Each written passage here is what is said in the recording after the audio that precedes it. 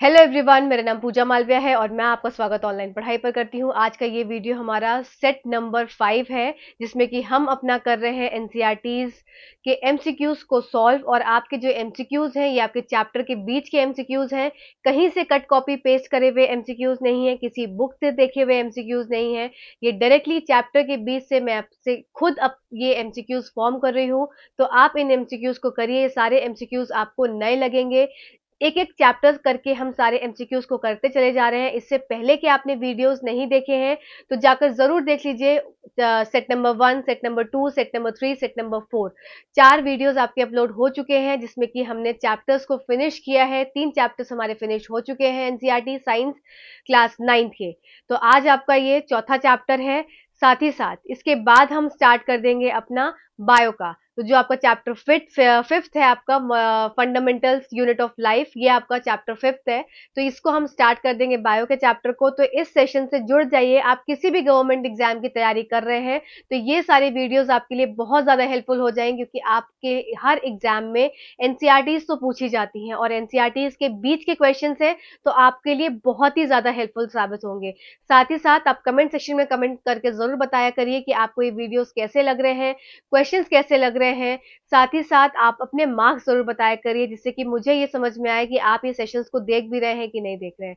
एक आध लोग हैं जो अपने मार्क्स बताते हैं, कुछ लोग हैं जो कमेंट करते हैं। मैं सारे व्यूअर्स से रिक्वेस्ट करूंगी आप सब कमेंट करिए, क्योंकि आप एक कमेंट बहुत मोटिवेटेड फील कराता है और अपने नेक्स्ट वीडियो को बनाने के लिए बहुत ज्यादा उससे बहुत एक एनर्जी मिलती है। तो चलिए सीधा सेशन को स्टार्ट करते हैं। और इससे पहले के सेशंस नहीं देखे हैं तो जरूर देख लीजिएगा।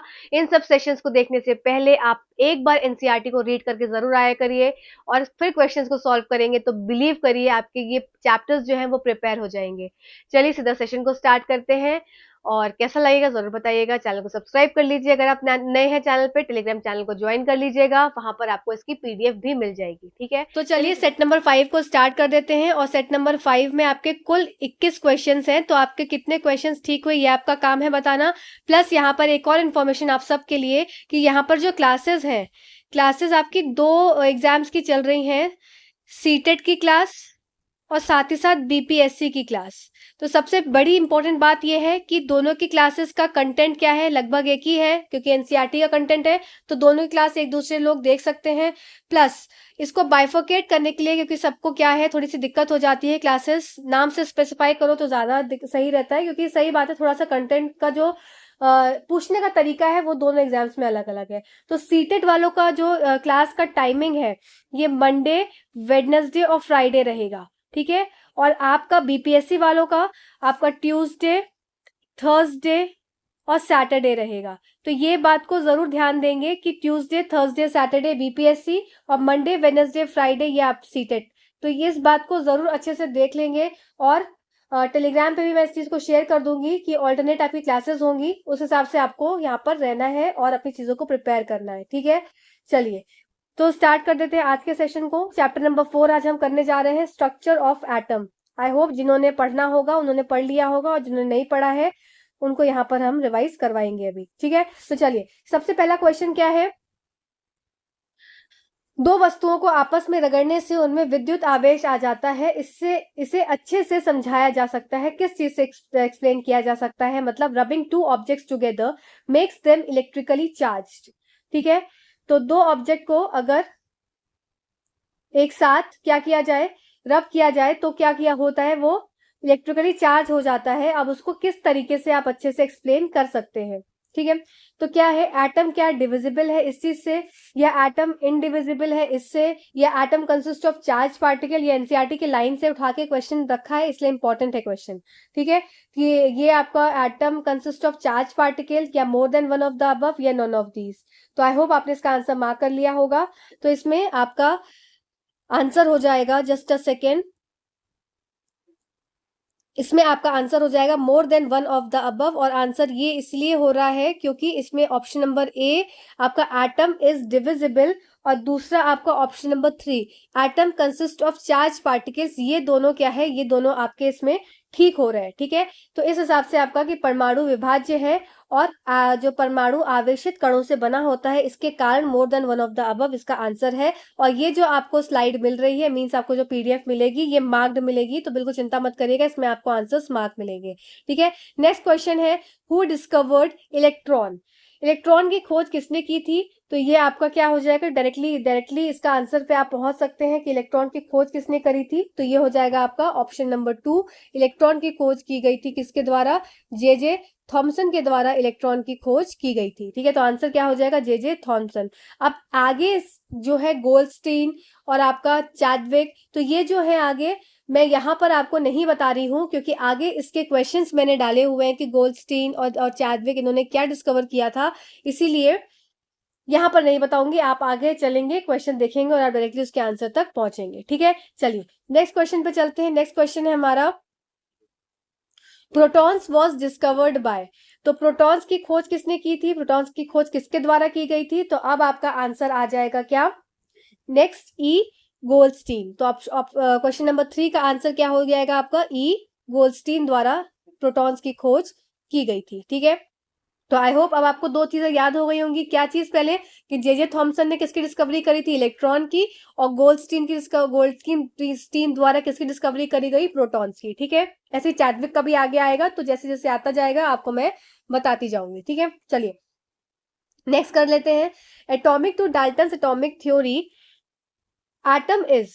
अब डाल्टन के परमाणु सिद्धांत के अनुसार, जो कि हमने पिछले वाले सेशन में सेट नंबर जब हम 4 कर रहे थे, उसमें बहुत अच्छे से डाल्टन के पोस्टुलेट्स, डाल्टन के सारे उन्होंने जो जो चीजें बताई थी वो सब हमने अच्छे से कवर किया है। नहीं किया है, जाकर पिछला वीडियो जरूर देख लो। ये सारे वीडियोस जो अब अपलोड हो रहे हैं एनसीईआरटीज के, ये बहुत इंपॉर्टेंट है, क्योंकि चैप्टर से खुद मैं क्वेश्चंस बना रही हूँ, तो ये बहुत इंपॉर्टेंट सेशन है आपके लिए। प्लीज इसकी इंपॉर्टेंस को समझिए, ये क्वेश्चंस आपको कहीं देखने को नहीं मिलेंगे, और आपके कितने क्वेश्चंस ठीक हो रहे हैं ये भी आपका काम है बताना, ठीक है। चलिए, तो ये देखो, ये क्वेश्चन मुझे लगता है कि क्या है, बहुत लोग गलत करेंगे, और इसका आंसर क्या हो जाएगा, जब इसका आंसर आप सुनेंगे तो आप बोलेंगे ओह शिट, तो गलत हो गया, ठीक है। तो फिर से पढ़ेंगे question, according to Dalton atomic theory, atom is, atom क्या है आपका, क्वेश्चन नंबर 4, एटम आपका इंडेस्ट्रक्टिबल है, और दूसरा आपका क्या होता है, एटम हो जाएगा आपका इनडिविजिबल, ठीक है। तो इसके हिसाब से आपका आंसर क्या हो जाएगा, more than one of the above इसका आंसर हो जाएगा, ठीक है। चलिए नेक्स्ट क्वेश्चन पे चलते हैं। एटम्स जो है आपके परमाणु क्या है, अविनाशी है, ठीक है, जिनको अब आप इसको कैसे रिलेट करोगे, आपने पढ़ा था लास्ट टाइम, याद करेंगे वापस से, जब हमने चैप्टर नंबर 3 पढ़ा था, जिसमें लिखा था कि एटम्स को ना ही बनाया जा सकता है, ना ही क्रिएट किया, मतलब ना ही क्रिएट किया जा सकता है, और ना ही क्या कर सकते हैं, ना ही डिस्ट्रॉय कर सकते हैं। तो उससे ये समझ में आ जाता है कि वो क्या है, अविनाशी है, इसलिए यहाँ पे इंडेस्ट्रक्टिबल लिखा गया है, ठीक है। चलिए नेक्स्ट क्वेश्चन पे चलते हैं। अब नेक्स्ट क्वेश्चन है आपका क्वेश्चन नंबर 5। क्वेश्चन नंबर 5 क्या कहता है, amongst the following who was the first scientist who propose structure for who proposed model for structure of an atom. निम्नलिखित में से वह पहला वैज्ञानिक कौन था जिसने परमाणु की संरचना के लिए मॉडल प्रस्तावित किया था। जल्दी से इसका आंसर मार्क करेंगे, ठीक है। तो इसका आंसर हो जाएगा आपका J Thomson. J Thomson was the first scientist who proposed model for structure of atom, ठीक है। ये डायरेक्ट एनसीईआरटी की लाइंस है ऐसी की ऐसे ही, तो आपको इसको ऐसा के ऐसे ही याद करना पड़ेगा, ठीक। चलिए अब देख लेते हैं, कुछ बातें हैं जो कि जे थॉमसन की हैं, मैंने यहाँ पर सारी नोट कर दी हैं, जिससे कि आपके क्वेश्चंस आप गलत ना करें अगर आपने नहीं पढ़ा है अभी भी। उससे पहले मैं एक थॉमसन का क्वेश्चन और है उसको कर देती हूँ, उसके बाद मैं जे थॉमसन की सारी बातों को आपको समझाऊंगी, ठीक है। क्वेश्चन नंबर 6 पहले सॉल्व करेंगे, फिर इसका जो पूरा एक्सप्लेनेशन है उसको समझेंगे। क्वेश्चन नंबर 6 क्या कहता है, थॉमसन प्रपोज्ड, थॉमसन ने प्रस्तावित किया, क्या प्रस्तावित किया था कि negative and positive charges are unequal in magnitude, या एटम्स इज इलेक्ट्रिकली न्यूट्रल, ठीक है। फिर क्या बोला था कि atom consist of positively charged particles and electrons are embedded in it, या more than one of the above, या नन ऑफ द अबव। ऋणात्मक और धनात्मक आवेश परिमाण में असमान होते हैं, परमाणु विद्युत रूप से उदासीन होते हैं, परमाणु में घनावेशित कण होते हैं और इनसे इलेक्ट्रॉन समाहित होते हैं, उपयुक्त में एक से अधिक या उपयुक्त में से कोई भी नहीं। तो इसमें क्या हो जाएगा आपका आंसर? इसमें आपका आंसर हो जाएगा, just a second, atoms is electrically neutral. क्या है? परमाणु विद्युत रूप से उदासीन होते हैं, ये इसका आंसर हो जाएगा। अब देखो इसमें क्या है, नेगेटिव एंड पॉजिटिव टर्मिनल, ये जो आपकी फर्स्ट लाइन लिखी है, negative and positive terminal are unequal in magnitude. अगर यहाँ पे अनइक्वल की जगह लिखा होता क्या, इक्वल इन मैग्नीट्यूड, तो आपकी ये लाइन ठीक हो जाती। ठीक है, हमेशा इक्वल होते हैं। अब atom consist of positively charge particles and electrons are embedded in it, ऐसा नहीं होता है, बल्कि क्या होता है कि atom consist of positively charge sphere, उसका स्फीयर जो गोला होता है वो पॉजिटिवली चार्ज होता है, और इलेक्ट्रॉन्स क्या है, अंदर रहते हैं, उसके पास चार्ज पार्टिकल्स नहीं, उसका स्फीयर ही क्या होता है, मतलब अगर मैं बताऊं तो यहाँ ये गोला है, स्फीयर है, तो स्फीयर क्या है, ये पॉजिटिव स्फीयर है। ठीक है, ये पॉजिटिव स्फीयर है, और इसके अंदर के जो इलेक्ट्रॉन्स हैं ये कैसे हैं आपके, ये उसके अंदर धसे हुए हैं। तो ये आपका स्फीयर कैसा हो गया, पॉजिटिव स्फीयर हो गया, और इलेक्ट्रॉन्स क्या है, ये एम्बेडेड है, मतलब अंदर धसे हुए हैं। ठीक है, तो इस बात को याद रखेंगे, इसलिए ये 2.1 और 3 क्या हो जाता है, यहाँ पर गलत हो जाता है, और ऑप्शन नंबर 2 क्या होता है, करेक्ट हो जाता है। ठीक है, चलिए आइए अब बात कर लेते हैं सारी क्या है, जे थॉमसन के बारे में। जैसे कि यहाँ पर आपको एनसीईआरटी की इमेज भी लगी हुई है, और ये इमेज क्या है आपकी, जस्ट अ सेकेंड, हाँ, कि ये आपका देखो पॉजिटिव स्फीयर है, और इलेक्ट्रॉन्स कैसे हैं, अंदर है, ये माइनस माइनस साइन आपको देखने को मिल रहे हैं, तो ये अंदर धसे हुए हैं। ठीक है, अब क्या क्या चीजें हैं थॉमसन के बारे में वो पढ़ लेते हैं। The discovery of 2 fundamental particles inside the atom led to the failure of the aspect of Dalton atomic theory. अब डिस्कवरी क्या थी, इलेक्ट्रॉन्स और प्रोटॉन्स की। डाल्टन ने क्या बताया था, डाल्टन की एटॉमिक थ्योरी अगर याद हो आप लोगों को, कि जो एटम है वो इनडिविजिबल है, उसको फर्दर विभाजित नहीं किया जा सकता। पर क्या था कि एटम के अंदर सब एटॉमिक पार्टिकल्स या फंडामेंटल पार्टिकल्स की भी खोज हुई थी। अब उस फंडामेंटल पार्टिकल्स में इलेक्ट्रॉन्स और प्रोटॉन्स की बात हुई, तो इसका मतलब एटम के अंदर अब इलेक्ट्रॉन्स और प्रोटॉन्स देखने को मिले, तो यहाँ पर तो क्या डाल्टन की एटॉमिक थ्योरी फेल हो जाती है। तो इसके बाद इसकी पूर्ति करने के लिए आ गए कौन, जे थॉमसन। बोलते नहीं ठीक है, परेशान मत हो, जे थॉमसन आए, बोलते मैं इसकी बातों को ठीक करूंगा। It was then consider necessary to know how electrons and protons are arrange within the atom. अब इलेक्ट्रॉन्स और प्रोटॉन्स कैसे अरेंज है, इसके लिए आए कौन, जे थॉमसन। ठीक है, इन्होंने अपना फर्स्ट, तो Thomson was the first one to propose the model for structure of the atom. अब एक परमाणु आपके एटम की जो परमाणु है उसका जो उसकी कैसा उसका स्ट्रक्चर है, तो उसकी पहली बात को प्रपोज करने वाले कौन थे, जे थॉमसन थे, जो इसका हमने भी क्वेश्चन करा था। ठीक है, अब थॉमसन का मॉडल क्या कहता है, तो सबसे पहले हिंदी में देख लेते हैं इसकी बात, कि परमाणु के अंदर 2 मौलिक कणों की खोज को डाल्टन के परमाणु सिद्धांत का पहलू विफल हो गया था। तब यह जानना आवश्यक समझा गया कि किसी परमाणु के भीतर इलेक्ट्रॉन और प्रोटॉन कैसे व्यवस्थित होते हैं। इसे समझने के लिए कई वैज्ञानिकों ने विभिन्न परमाणु मॉडल प्रस्तावित किए। जे थॉमसन परमाणु की संरचना के लिए एक मॉडल प्रस्तावित करने वाले पहले व्यक्ति थे। ठीक है, अब थॉमसन का परमाणु मॉडल क्या था, कि Thomson propose that model of an atom to be similar to that of a Christmas pudding. तो ये भी पूछा जाता है कि क्रिसमस की पुडिंग की तरह किसने मॉडल दिया था, तो वो हो गए जे थॉमसन। ठीक है, तो positive charge in the atom is spread all over like the red edible part of the watermelon. जैसे कि पॉजिटिव चार्ज आपने वाटरमेलन देखा होगा, तरबूज देखा है, तो जो लाल लाल हिस्सा होता है वो कैसा है, वो पूरा क्या है, हिस्सा पॉजिटिव चार्ज है, और इलेक्ट्रॉन्स कैसे हैं, उसमें अंदर धसे हुए हैं, जैसे कि उसमें बीज धसे होते हैं।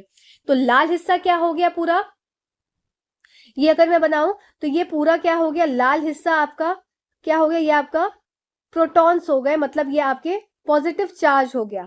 ठीक है, ये पॉजिटिव चार्ज हो गया। अब इसके अंदर धसे हुए हैं क्या, कुछ बीज, तो ये जो बीज है, तो ये बीज क्या हो गए, ये हो गए क्या, आपके इलेक्ट्रॉन्स हो गए। ठीक है, जैसे कि वाटरमेलन में देखने को मिलता है। तो यही क्या था, थॉमसन का परमाणु मॉडल था। ठीक है, अब थॉमसन ने क्या क्या बातें को प्रपोज किया, मतलब प्रस्तावित किया कि एक परमाणु में एक धनात्मक आवेशित गोला होता है और इलेक्ट्रॉन उसमें समाहित होते हैं। An atom consist of positively charge sphere and electrons are embedded in it, जो कि अभी हमने क्वेश्चन में देखा था। ठीक है, negative and positive charges are equal in magnitude, हमेशा पॉजिटिव और नेगेटिव चार्ज क्या होते हैं, इक्वल होते हैं मैग्नीट्यूड में। इसीलिए जो आपका एक एटम होता है इलेक्ट्रिकली क्या होता है, वो न्यूट्रल होता है, इसीलिए अंततः जो समग्र रूप से परमाणु विद्युत रूप से तटस्थ होता है। ठीक है, तो ये बात आपको क्लियर हो गई होगी। चलिए नेक्स्ट देख लेते हैं। Question number 7, select the characteristics of alpha particles in Rutherford alpha scattering experiment। Rutherford alpha प्रकीर्णन प्रयोग में अल्फा कणों की विशेषताओं का चयन करें। अब क्या है ये, डबली चार्ज हीलियम आयन होता है, डबली चार्ज हाइड्रोजन आयन होता है, या कैन ईदर बी टू, या more than one of the above, या नन ऑफ द अबव। तो इसका आंसर सबसे पहले यहाँ मार्क करेंगे, इसका आंसर हो जाएगा ये डबली चार्ज हीलियम आयन होते हैं। ठीक है, इसके सारे रदरफोर्ड का एक्सपेरिमेंट की एक एक पॉइंट मैंने पूरा स्लाइड में अटैच कर दिया है, जिससे कि आपको जब पीडीएफ मिलेगी तो आपको पढ़ने में आसानी रहेगी। तो बिल्कुल चिंता मत करिए, अभी चीजों को समझते जाइए। तो सबसे पहली बात हमें क्या समझनी है इसमें, कि जो आपका रदरफोर्ड का अल्फा स्कैटरिंग एक्सपेरिमेंट है उसमें क्या होते हैं, अल्फा पार्टिकल्स क्या हो जाएंगे, ये आपके अल्फा पार्टिकल्स होते हैं He+2। ठीक है, हीलियम आयंस होते हैं, ये बात याद रखनी है। अब ये जो होते हैं ये फास्ट मूविंग, ये कैसे होते हैं हीलियम आयंस, इस बात को भी याद रखेंगे, ये होते हैं फास्ट मूविंग अल्फा पार्टिकल्स होते हैं। तो फास्ट मूविंग अल्फा पार्टिकल्स होते हैं, इसलिए इनको यूज किया जाता है। ठीक है, अब नेक्स्ट देख लेते हैं, नेक्स्ट क्वेश्चन क्या है। जहां सारे क्वेश्चन जब कवर हो जाएंगे तब रदरफोर्ड के एक्सपेरिमेंट को मैं यहाँ पर एक्सप्लेन कर दूंगी। नेक्स्ट क्वेश्चन क्या बोल रहा है, Rutherford alpha scattering experiments established that, क्या बताया था रदरफोर्ड अल्फा स्कैटरिंग प्रयोग ने, यह स्थापित किया था, क्या किया था कि इलेक्ट्रॉन्स हैव नेगेटिव चार्ज, कि इलेक्ट्रॉन्स के पास क्या नेगेटिव चार्ज होता है। Protons are not evenly distributed throughout the atom, या atoms are made up of proton, neutrons and electrons, या more than one of the above, या none of the above. तो आपने इसका आंसर मार्क कर लिया होगा। तो क्वेश्चन नंबर 8 का आंसर हो जाएगा आपका ऑप्शन नंबर 2। ठीक है, उसका आंसर हो गया आपका ऑप्शन नंबर 2 कि प्रोटॉन पूरे परमाणु में समान रूप से वितरित नहीं होते हैं, क्योंकि protons are not evenly distributed through the atoms. Electrons have negative charge, ऐसा कुछ नहीं बताया था उन्होंने। फिर atoms are made up of proton, neutrons and electrons, ऐसा कुछ भी नहीं बोला था। ठीक है, उन्होंने क्या बोला था, क्या बता रहे थे, एस्टेब्लिश क्या कर रहे थे वो, कि protons are not evenly distributed throughout the atom. जब आप इस रदरफोर्ड को एक्सपेरिमेंट को भी समझेंगे तब आप इस सारे क्वेश्चंस को वापस से कर देखिएगा, आपका ये क्वेश्चन ठीक हो जाएगा। ये क्वेश्चंस अंदर के हैं इसलिए आपको थोड़े टफ लग रहे होंगे, और ये चैप्टर भी थोड़ा सा टफ है क्योंकि इसके जो हर एक मॉडल ने अपनी अपने जो हर एक साइंटिस्ट ने अपना अलग मॉडल दिया है, तो उसको मॉडल को समझना जरूरी है। अभी सारी चीजों को हम समझेंगे रदरफोर्ड के, अभी सिर्फ क्वेश्चंस पर ध्यान दीजिए, जिन्होंने चैप्टर पढ़ लिया है वो जरूर इसको अच्छे से टिक करेंगे। ठीक है, where are the electrons according to Rutherford alpha scattering experiment, कि रदरफोर्ड के अल्फा स्कैटरिंग एक्सपेरिमेंट में जो इलेक्ट्रॉन्स थे वो कहाँ थे। ठीक है, तो इलेक्ट्रॉन्स क्या हो जाएंगे, दे, इसका आंसर हो जाएगा आपका option number 2, they revolve around the nucleus. ठीक है, तो ये कहाँ थे, ये revolve around the, it is scattered inside the atom, नहीं, it is in the centre of the nucleus, नहीं, ये कहाँ थे, they revolve around the nucleus. ठीक है, चलिए नेक्स्ट क्वेश्चन पे चलते हैं। अब यहाँ पर रदरफोर्ड का आपका सारा पॉइंट्स यहाँ पर लिखा हुआ है। हाँ, तो चलिए अब देख लेते हैं रदरफोर्ड के इंपॉर्टेंट पॉइंट्स, कि इन दिस एक्सपेरिमेंट, अब रदरफोर्ड का मॉडल हम पढ़ने जा रहे हैं, तो ध्यान से सारे मॉडल को सुनेंगे, जो लोग साइंस बैकग्राउंड के हैं वो भी, और जो नहीं साइंस बैकग्राउंड के हैं वो भी। क्या ये मॉडल बोलता है, तो सबसे पहली बात है कि in this experiment fast moving alpha particles were made to fall on a thin gold foil. तो कैसा फास्ट मूविंग अल्फा पार्टिकल को लिया गया था। ठीक है, अब ये फास्ट मूविंग अल्फा पार्टिकल क्या था, He+2 आयन था। ठीक है, ये पॉइंट हो गया। फिर he selected gold foil because he wanted a as thin as layer as possible. उन्होंने गोल्ड फॉइल का ही इस्तेमाल क्यों किया था, क्योंकि उनको एक बहुत ही पतली सी झिल्ली चाहिए थी, जो कि इसमें 1000 एटम की ये बनी हुई थिक झिल्ली थी। ठीक है, alpha particles are doubly charged. अब दूसरी बात क्या है, alpha particles are doubly charged helium ions होते हैं, since they have a mass of 4 mu and the fast moving alpha particles have considerable amount of energy। ठीक है, ही It was expected that alpha particles would be deflected by subatomic particles in the gold atom. और ऐसा माना गया, ऐसा expect किया गया कि अल्फा पार्टिकल्स जो कि हिट कराया गया, ये गोल्ड फॉयल है, यहाँ पर हिट कराया गया, अल्फा पार्टिकल को हिट कराया, अब ये क्या थे, सब एटॉमिक पार्टिकल से क्या करेंगे, ये डिफ्लेक्ट हो जाएंगे, वापस आ जाएंगे, ऐसा माना गया, पर ऐसा हुआ नहीं। ठीक है, तो ये क्या हुआ था उनको देख लेते हैं। But the alpha particles scattering experiment give totally unexpected result, पर रिजल्ट क्या था, बिल्कुल अनएक्सपेक्टेड था। The following observations were made, अब क्या क्या फॉलोइंग ऑब्जर्वेशन थे, जैसे पहला ऑब्जर्वेशन क्या था कि most of the alpha particles pass straight through the gold foil. अब यहाँ पर इसके इमेज भी देखते चलेंगे कि जो कुछ अल्फा पार्टिकल्स थे वो क्या हुए, वो सीधे के सीधे इस तरीके से ये देखो चले गए, सीधे सीधे चले जा रहे हैं। ठीक है, तो most of the fast moving alpha particle passed straight through the gold foil. अब क्यों हुए थे, रीजन अभी आगे चल के पता चलेगा।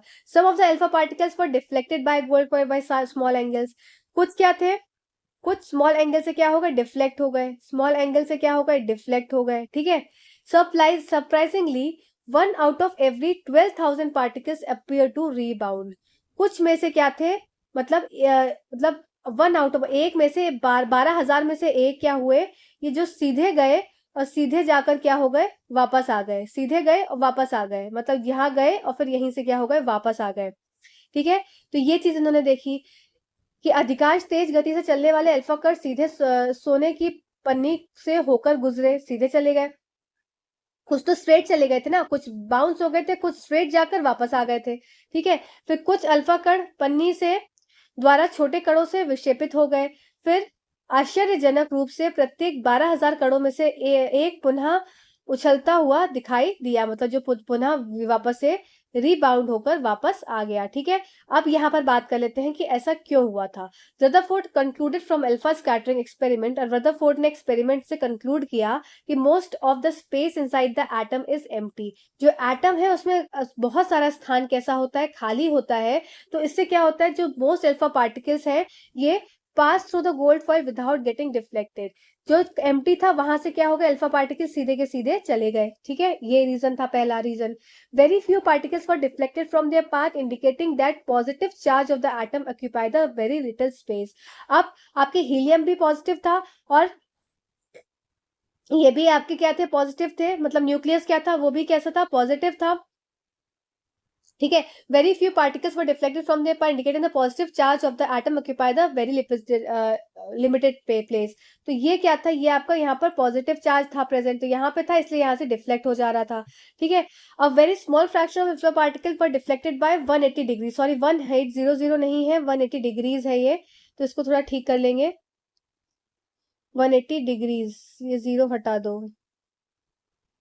ठीक है, 180 degrees, indicating that all the positive charge and mass of the gold atom were concentrated in a very small volume within the atom। और ये पाया गया कि जो पूरे 180 डिग्री से जो डिफ्लेक्ट हो जा रहे थे, वापस आ जा रहे थे, तो इससे समझ में आ रहा था कि जो सारा का सारा मास है वो कहाँ पर है, वो एक कंसंट्रेटेड एक ही एरिया में क्या है, जाकर भरा हुआ है। ठीक है, तो he also calculated that the radius of the nucleus is about 105 times less than the radius of the atom। फिर उन्होंने इसका कैलकुलेशन भी किया कि रेडियस जो है न्यूक्लियस का वो 105 टाइम्स कम है रेडियस ऑफ एटम से। तो ये सारी बातें क्या थी, रदरफोर्ड की बातें थी। अब on the basis of his experiment, अब Rutherford put forward the nuclear model of an atom, उन्होंने न्यूक्लियर मॉडल दिया। अब उन्होंने क्या क्या फीचर्स दिए, पहला पॉइंट क्या है, there is positively charge center in an atom called the nucleus. अब न्यूक्लियस में क्या है, पॉजिटिवली चार्ज सेंटर होता है, जिसको सॉरी एक एटम में पॉजिटिवली चार्ज सेंटर होता है जिसको न्यूक्लियस बोलते हैं। Nearly all the mass of an atom reside in the nucleus, पहली बात हो गई। फिर electrons revolve around the nucleus in circular path. फिर the size of a nucleus is very small as compare to the size of the atom. तो ये तीन postulates, ये तीन क्या है, ये तीन अपने एक्सपेरिमेंट के बाद उन्होंने रिजल्ट जो है वो सब तक लाए थे कि सबकी जो ये आपका अगर ये एटम है तो इसके अंदर का जो ये छोटा सा भाग क्या है, ये न्यूक्लियस है और ये पॉजिटिवली चार्ज होता है, ये बहुत ही कम, मतलब उसका रेडियस कम होता है as compare to full atom, और सारा का सारा मास जो है एटम का वो इसी के अंदर होता है, न्यूक्लियस में प्रेजेंट, और electrons revolve around the nucleus in the circular path. ठीक है, तो ये सारे पॉइंट्स उन्होंने दिए थे। आइए अब नेक्स्ट क्वेश्चन पे चलते हैं।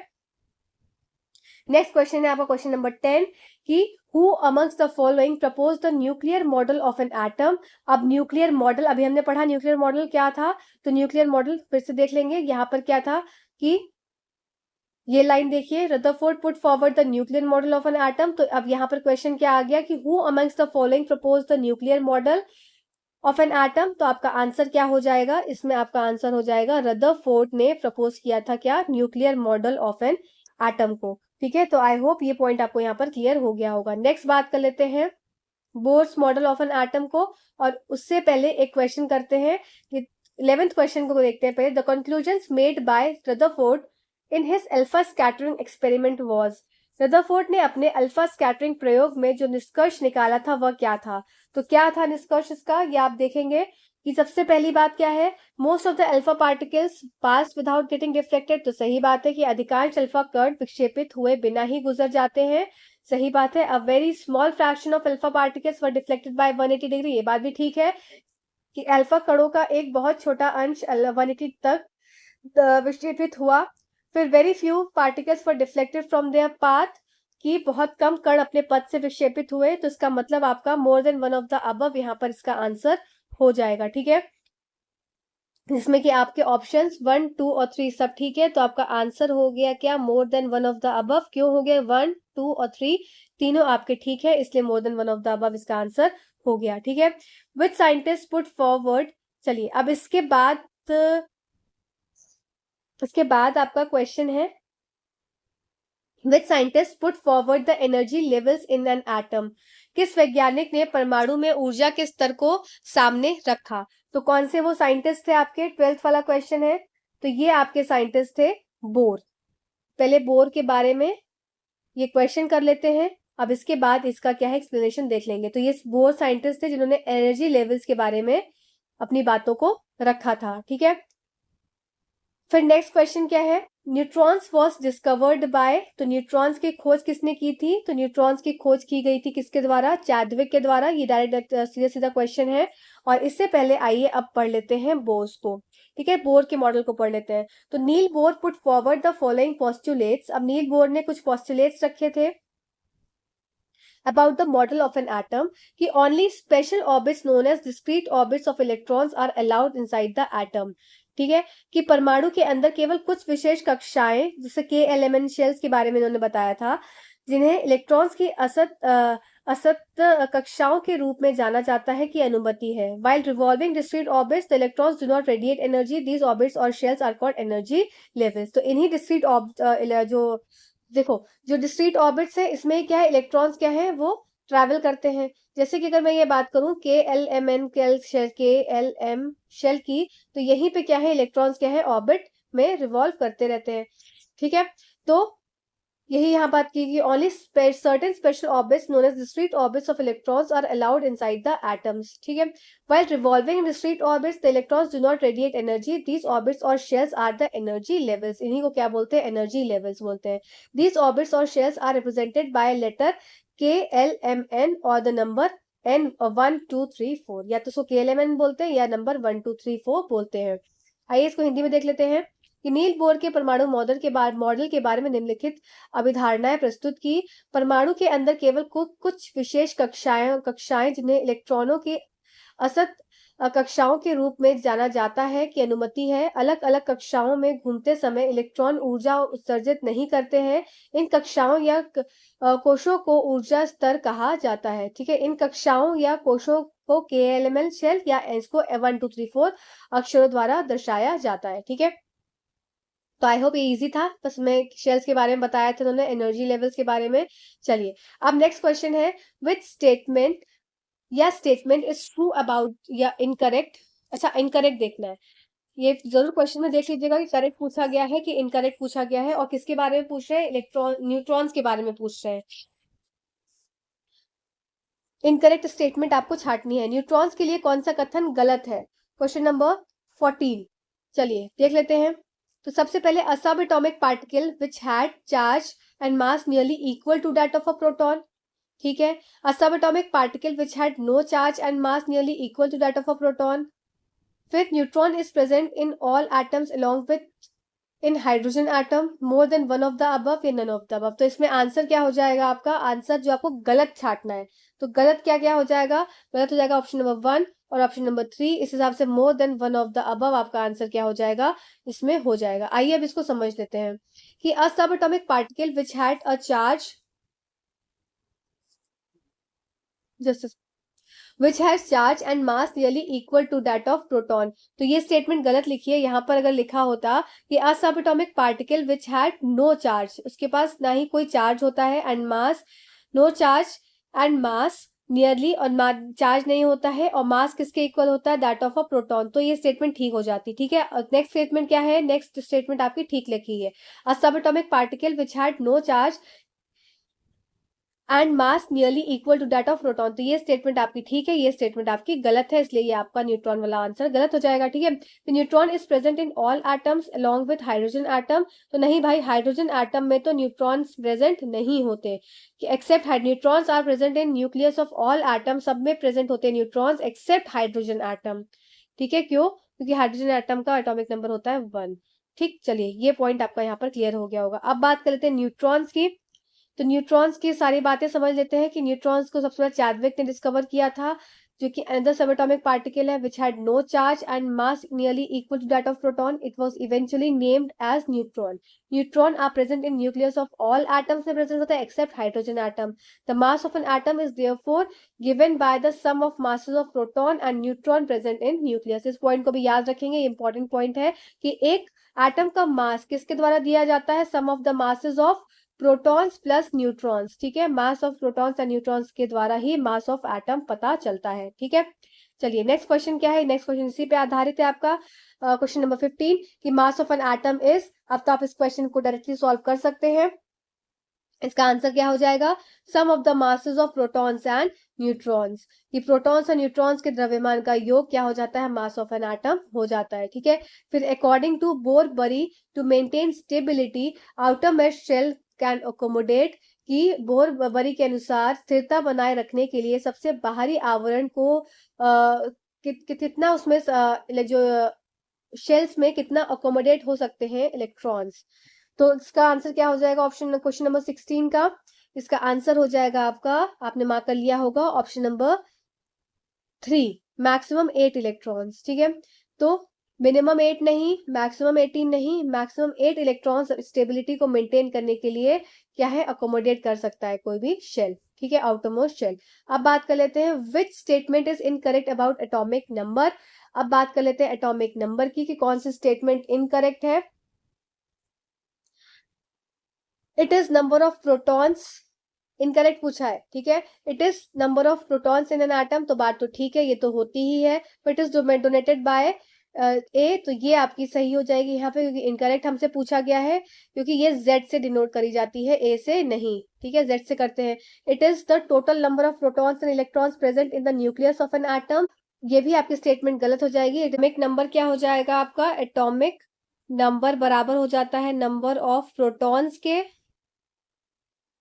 और is equals to number of electrons के। ठीक है, तो इस हिसाब से आपके स्टेटमेंट जो आपका 2 और स्टेटमेंट नंबर 3, ये दोनों क्या है आपका गलत है। ठीक है, तो मोर than one of the above क्या हो जाएगा, इसका आंसर हो जाएगा। ठीक है, चलिए नेक्स्ट क्वेश्चन की तरफ चलते हैं। नेक्स्ट क्वेश्चन क्या है, mass of an atom is due to. तो एक एटम का, परमाणु का द्रव्यमान किसके कारण होता है, तो इसका क्या आंसर हो जाएगा आपका, प्रोटॉन्स एंड न्यूट्रॉन्स अलोन, या protons and neutrons are present in nucleus of an atom, या प्रोटॉन्स एंड इलेक्ट्रॉन्स, या protons more than one of the above, या नन ऑफ द अबव। तो क्वेश्चन नंबर 18 का answer हो जाएगा आपका इसमें प्रोटॉन्स एंड न्यूट्रॉन्स की वजह से, हमने पढ़ा था प्रोटॉन्स और न्यूट्रॉन्स की वजह से क्या होता है आपका, मास ऑफ एन एटम होता है। Protons neutrons are present in the nucleus of an atom, तो ऑप्शन नंबर 1 एंड 2 दोनों ठीक है। तो इसके हिसाब से आपका आंसर क्या हो जाएगा, आंसर हो जाएगा आपका मोर than one of the above. ठीक है, तो एक को मार्क करके बताइएगा। चलिए नेक्स्ट क्वेश्चन पे चलते हैं। नेक्स्ट क्वेश्चन है क्या, कि आइसोटोप्स आर। अब आइसोटोप्स क्या होते हैं, आइसोटोप्स, तो इसमें the atoms of the same element having the same atomic number but different mass number. ठीक है, फिर the chemical properties of isotopes are similar but their physical properties are different, neither one और nor two, more than one of the above, या none of the above. तो यहाँ पर answer क्या हो जाएगा आपका, यहाँ पर आंसर हो जाएगा ऑप्शन नंबर 1 और ऑप्शन नंबर 2 दोनों करेक्ट है, तो मोर than one of the above यहाँ पर आंसर हो जाएगा।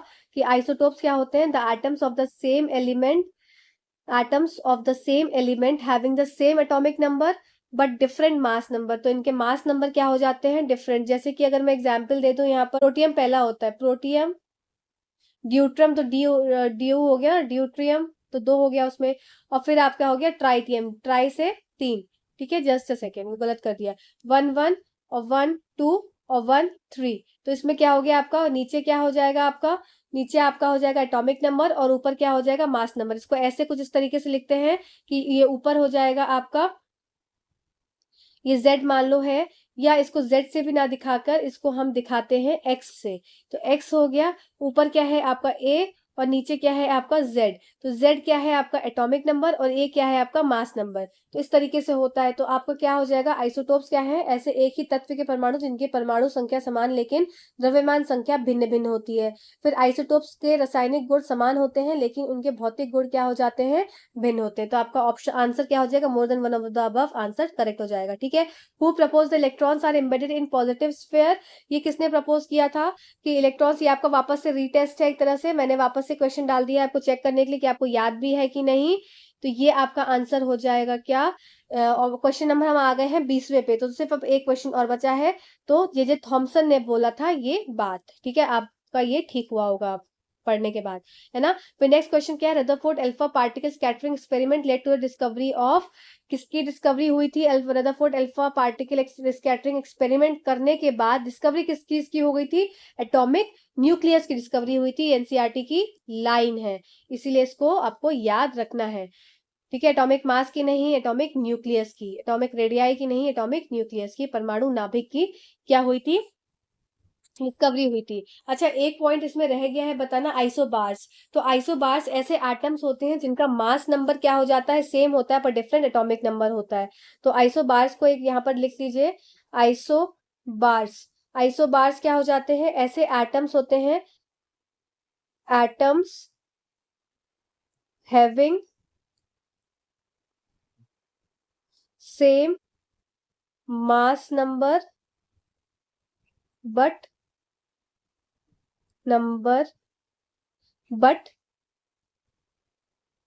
Different atomic number. ठीक है, ये क्या हो जाते हैं आपके, ये आपके हो जाते हैं आइसो बार्स, इस बात को याद रखेंगे। अच्छा, इसका एग्जाम्पल आपको मैं यहाँ पर नोट करा देती हूँ, इसका एग्जाम्पल आइसो बार्स का, जस्ट अ सेकेंड, इसका पेन चेंज करके। आइसो बार का आपका एग्जाम्पल हो जाएगा कैल्शियम और यहाँ पर आर्गन। कैल्शियम का 40 और 20 और यहाँ पर 40 और 18। तो अब आप इसको थोड़ा सा ऐसे कर दीजिए तो अलग अलग हो जाएगा। ठीक है, तो एटॉमिक मास आपके क्या हो जाएंगे, सेम है, और एटॉमिक नंबर आपके क्या हो जाएंगे, डिफरेंट। एक आपका एक और आ जाता है क्या टर्म, आइसोटोन। आइसोटोन क्या हो जाते हैं, आइसोटोन ऐसे एटम्स होते हैं, atoms that have same neutron but different proton. ठीक है, तो ये क्या हो जाएंगे, आइसोटोन हो जाएंगे। अब इसमें इसका एग्जाम्पल यहाँ पर नोट कर लेंगे, आइसोटोन का एग्जाम्पल यहाँ पर जरूर नोट कर लेंगे इसको।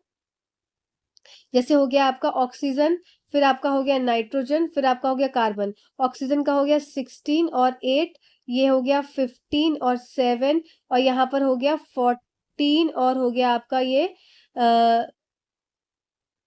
जस्ट सेकेंड, और यहाँ पर हो गया 6। तो अब यहाँ पर न्यूट्रॉन की संख्या, तो प्रोटॉन्स क्या हो जाएंगे, प्रोटॉन्स बराबर होते हैं, हमने क्या पढ़ा था कि एटॉमिक नंबर बराबर होता है, एटॉमिक नंबर बराबर होता है नंबर ऑफ प्रोटॉन्स के is equals to number of electrons के। तो इस हिसाब से एटॉमिक नंबर ऑफ प्रोटॉन्स कितने हो जाएंगे, प्रोटॉन्स की संख्या 8 हो जाएगी, इसमें प्रोटॉन की संख्या क्या हो जाएगी, 7 हो जाएगी, और इसमें प्रोटॉन की संख्या क्या हो जाएगी, 6 हो जाएगी। ठीक है, अब इसमें इसके हिसाब से न्यूट्रॉन क्या हो जाएगा, न्यूट्रॉन हो जाता है आपका atomic mass minus atomic number. तो एटॉमिक न्यूट्रॉन क्या होता है, neutron is equals to atomic mass minus atomic number. ठीक है, तो ये हो जाता है न्यूट्रॉन।